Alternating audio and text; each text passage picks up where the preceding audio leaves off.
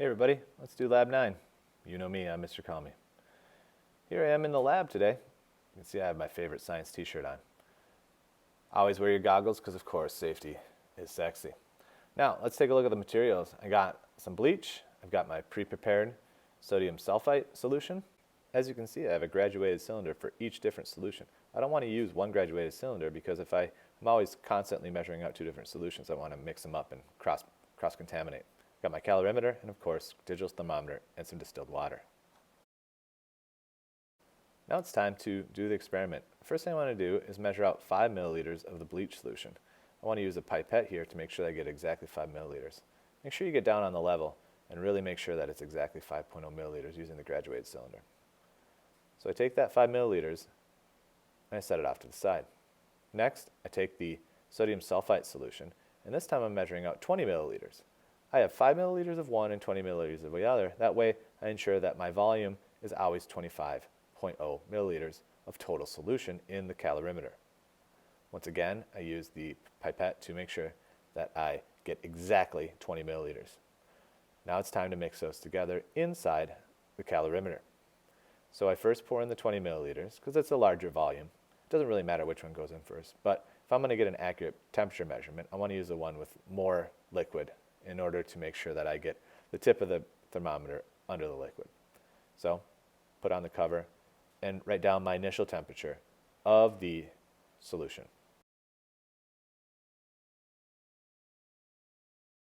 Next I'm going to add the 5 milliliters and the reaction is going to happen immediately. So I want to make sure I get all of it out, put the cap on, and monitor the temperature. Here's another look at what's happening inside the calorimeter. I thought maybe you'd like to see what's going on inside. So I got a different camera angle. As you can see, I poured in the sodium sulfite solution, took the temperature. Next comes the bleach. There it is. Make sure that gets a good mix. Put the cap on and make sure I record the maximum temperature achieved by the chemical reaction. Once a reaction reaches the maximum temperature, I know I'm finished. I jot that down into the data table. I do this 4 more times with 4 more different mixtures of bleach and sodium sulfite. Here's a look at our lab data for this lab. I'm going to show you how to use the Vernier graphical analysis tool in order to create awesome lab graphs that you can use to analyze your data. Using our data from up above, I'm going to show you how you can create a graph using the manual entry function of the Vernier graphical analysis 4 app. So here we are. We've got our lab data. This is the same lab data that I posted to Schoology, and I did my delta t's. And what I want to do now is open up the Vernier app and choose the bottom option that says manual entry.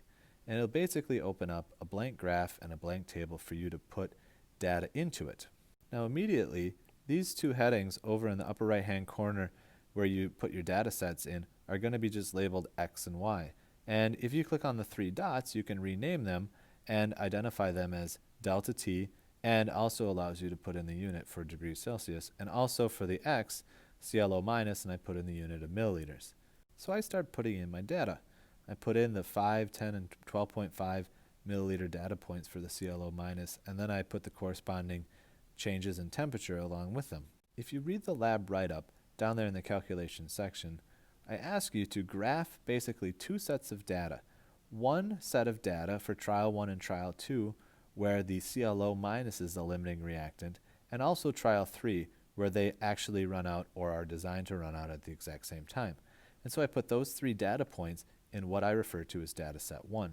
Then what happens next is I hit the 3 dots here next to the data set and I choose add additional data set. And what that does is open up a new data set graph which I can put in some more data for. So as the lab write-up mentions, I want to put in the lab data where the SO3 is the limiting reactant, and I also want to include that trial 3 where they ran out at the same time. So now I choose these last 3 data points, trial 3, 4, and 5, and write in those changes in temperature likewise. Now I have 2 data sets. If you look over at the graph on the left-hand side of the page, you might not see all the data points because only one of the data sets might be viewed at one time, but what you do is you click on the delta T degrees Celsius over here, and what happens is a field of text opens up and you're allowed to turn on and off multiple data sets at a time. So what you want to do is turn on both data sets so you can view them both at the same time. So now it's time to come up with some lines of best fit for my two different data sets. And I want to use this tool or function down here, which is the little graph tool. So go ahead and hit that, and up pops another text box. Now once that opens up, there's lots of different options to choose from. We used the View Statistics option during our particular lab to talk about the maximum and minimum of the data set that you were collecting when it came to temperatures. But in this case, we want to take a look at 3 data points and highlight them and apply a curve of best fit that you see right here. So what you do is you actually might want to get this out of here so you can close it. So just click on the graph and it'll probably disappear. And then what you do is you click, hold, and drag over and highlight the first 3 data points in red. And then you hit Apply Curve Fit and it defaults to linear. And you hit linear and you get a line that runs through those 3 data points and also a little box of information. Now don't delete that box of information because you're going to need it in order to do the last part. Now once you generated a line of best fit for those first 3 data points, why don't you do the same thing for the last 3 data points. All you need to do is click, hold, and drag over so that these 3 data points are highlighted, and once again hit this icon on the bottom left and choose Apply Curve Fit, hit linear, and it'll pop out another line for the blue set or set 2. And here's what your graph will probably look like, or something similar to it, if you had different data points anyway. So I've got a red set of data with a red line. This line of best fit applies to the first 3 data points, and the blue line of best fit applies to the line of the last 3 data points, with that one in the middle is actually counting for both the first and second data point. The important part of this graph, or the part that I want to focus on, is the part where the 2 lines intersect up here above this 3rd data point from trial number 3. Using our experimental data, we were able to determine the maximum delta T that these reactions would result in if all 5 experiments were performed error-free and identically. The 2 lines would intersect directly over this point in which both of the reactants run out at exactly the same time, the perfect mix stoichiometrically.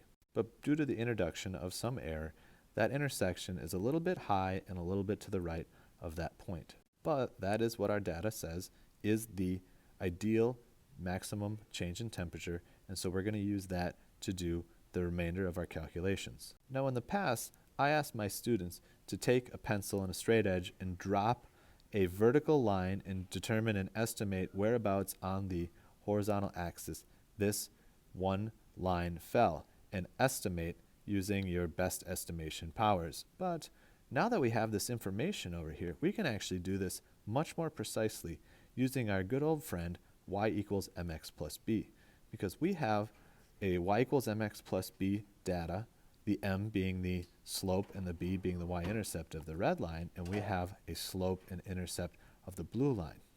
Now if you remember from algebra, if you take 2 lines and set them equal to each other, where substituting in y of one for y of another, you have mx plus b is equal to mx plus b.